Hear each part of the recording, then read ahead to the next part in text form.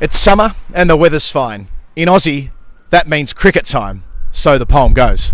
Obviously that poet has never been to England. This is the first time in about 3 days it's stopped teeming with rain, and we've actually got 30 seconds to get outside and try to film this. Adam Collins, Jeff Lemon, this is the final word for all that cricket fueled by Kookaburra cricket at the end of what we can call week 1 of Champions Trophy 2017. And Jeff, first things first, England have qualified for the semi-finals in straight sets. That's right, they've knocked out New Zealand very comprehensively today, racked up 310, even though they got bowled out a little bit short, and then just a dominant clinical bowling performance. That first 10 overs especially, they gave away nothing to the New Zealanders. Early wicket for Jake Ball, and he went on to be a man of the match. Yeah, let's go back to the batting as well. The usual suspects made runs. Joe Root made a half-century. Ben Stokes was influential, but Kookaburra's own Joss Buttler made 61 not out of 48 balls, and he put a ball into the camera gantry, Jeff Lemon. With the scoop, no less. You know, it wasn't a hit with muscle down the ground, just a nice little bit of timing, and popped that, 120 metres away into the grandstand, no big deal. So they're through, and Australia to go through would have to beat England,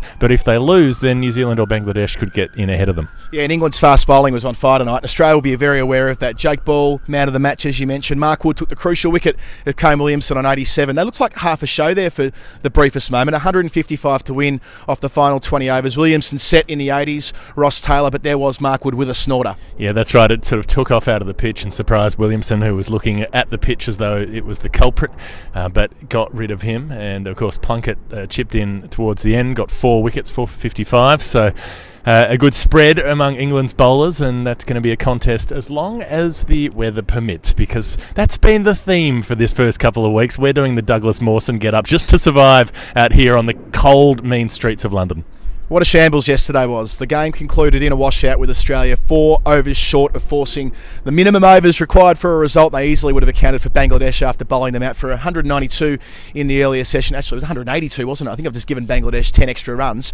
It was Australia's fast bowlers yesterday who did the job. They got huge spray from Steve Smith, said it was one of the worst performances of his captaincy tenure from his fast bowling quartet in Edgbaston when they conceded the better part of 300 runs to New Zealand in 45 overs. But Mitchell Starc, he shows why he's still the most fearsome bowler in the world when he's on song. It was absolutely outrageous, him doing that thing he does, like that Boxing Day test against Pakistan, around the wicket, angling the Yorkers in. 3 wickets in his final over just to knock over the tail, all of them bowled, and he just mows through tail-end batsmen like nobody else. It was a triple wicket maiden and 4 for 1 in the space of 8 balls to be precise, so Mitchell Starc's back in business. Josh Hazlewood took 6 for against New Zealand and was beautifully accounting for himself again yesterday, 1 for 40 from his 10. So Australia are back in business. They were doing it easy with the bat, then the rain came. We've got to devote some time to this, Jeff Lemon. There was half an hour of drizzle, 47 minutes of dryness where there was no rain, and yet they were up there. Steve Smith said afterwards he was playing a crossword waiting to see what would happen. In the end, the rain came 13 minutes before the scheduled return,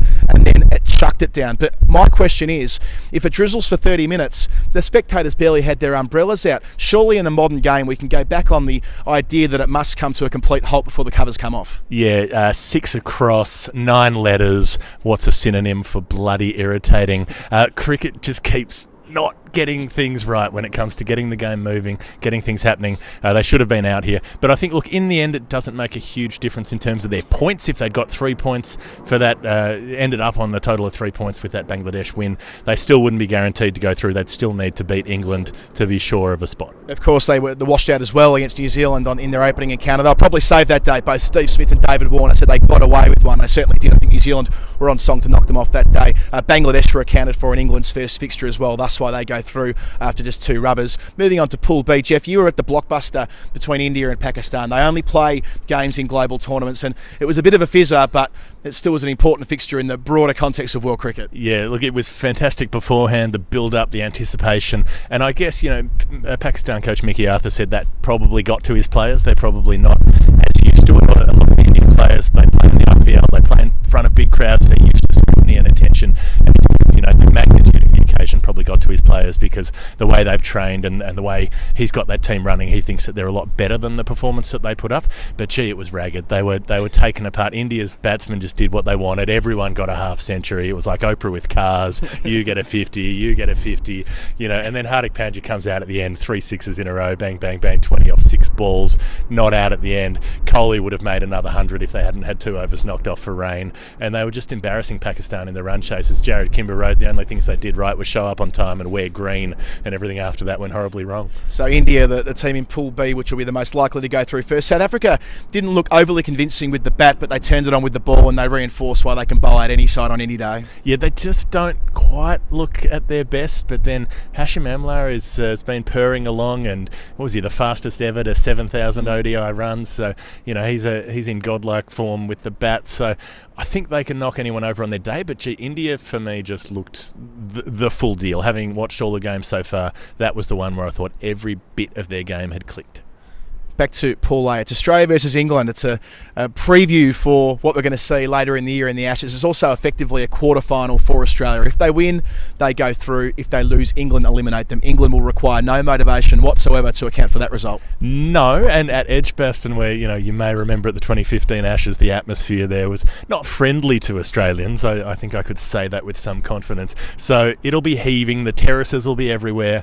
The quote-unquote banter will be flowing. I will be hating anybody who uses that word, and they're going to go hard, the English crowd, at the Australians. But for the Australians, I think it's good for them to have everything riding on that result. That's going to mean if they win, they go into the semi-finals flying, and if they don't, then they weren't good enough. I think that's enough from us, Jeff. With the sun now coming down again, we've got our 5 minutes in to speak under sunlight. Now it's done with. Beautiful setting all the same at the Oval, which we're going to be back for later in the tournament. Adam Collins and Jeff Lemon for the final word. All that cricket fueled by Kookaburra Cricket. This is the Champions Trophy Week 1. We'll see you next week.